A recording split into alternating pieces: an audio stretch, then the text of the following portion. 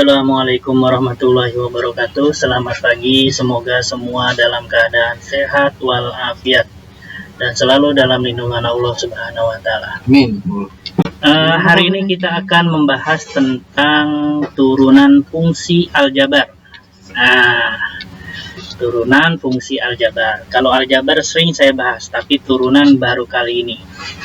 Nah, dasar dari turunan fungsi aljabar sebenarnya ini udah disinggung ketika kita membahas tentang limit fungsi, limit aljabar, dan limit bentuk tak hingga.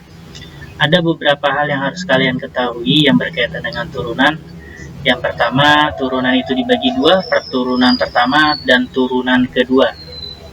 Turunan pertama disimbolkan dengan Y aksen 1, turunan kedua Y aksen 2. Atau kalau dalam bentuk fungsi, ya fungsi aksen 1X, fungsi 2 aksen X. Nah, untuk lanjutannya, kita akan membahas dengan turunan dengan bentuk DY per DX.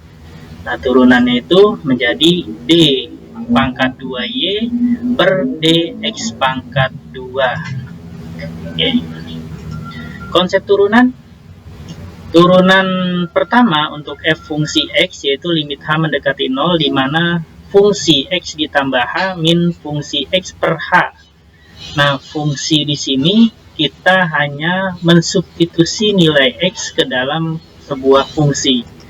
Nah, kita ambil contoh misalnya. Tentukan turunan pertama dari x pangkat n. Maka turunannya yaitu fungsi turunan x sama dengan limit h mendekati 0, x tambah h pangkat n min x pangkat n per h. Atau bisa juga limit h mendekati 0, x plus h pangkat n min x pangkat n per h. Kita langsung ke contoh aja ya, biar nggak pusing melihat rumus-rumus ini. Tapi kalau kita di aplikasi mungkin nggak terlalu sulit. Nah, kita ambil contoh begini. Ini turunan fungsinya fx sama dengan x pangkat n, maka turunannya itu nx pangkat n min 1. Kalau saya simbolkan dalam sebuah angka, misalnya begini. X pangkat 4 menjadi 4x 4 dikurang 1, jadi 4x pangkat 3. Seterusnya, kalau misalnya x pangkat 2, ya berarti 2x pangkat 1. X pangkat 5 berarti 5x pangkat 4 dan seterusnya. Itu konsep dasar dari turunan aljabar. Nah, ini contohnya. Tentukan turunan pertama dari x pangkat 7. N-nya sama dengan 7, turunannya itu f turunan x. Jadi f turunan x sama dengan n x n min 1 atau 7x pangkat 6. 6-nya dari mana? 6 itu dari nilai n dikurang 1. Itu adalah turunan aljabar yang paling sederhana. Oke. F sama dengan K, F turunan X sama dengan 0, di mana K sama dengan konstanta. Konstanta itu ketetapan. Jadi, kalau misalnya berapapun nilai K, ya nilainya hasilnya 0. Misalnya turunan dari 3, ya 0. Turunan dari 10, ya 0. Turunan dari 100, ya 0. Kenapa? Karena 10, 3 dia konstanta, kecuali dia X. Nah, ada X-nya, maka itu harus diturunkan, tidak dinolkan. Kecuali hanya 3 saja, maka turunannya adalah 0. Oke, paham ya? Jadi, sangat sederhana untuk sebuah turunan. Contoh satu lagi yang akan saya bahas, yang misalnya ditanyakan misalnya, nah ini ditanyakan turunan kedua. Nah, tadi ada turunan pertama, sekarang kita ke turunan kedua. Turunan kedua dari fx sama dengan 10x pangkat min 4. Maka turunan keduanya yaitu untuk mendapatkan turunan kedua, kita harus mencari turunan pertama dulu.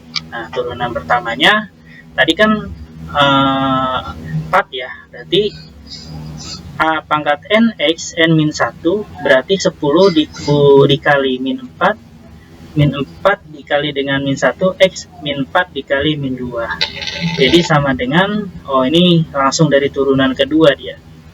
Jadi 200 X pangkat min 6. Sebenarnya kalau turunannya itu bisa begini.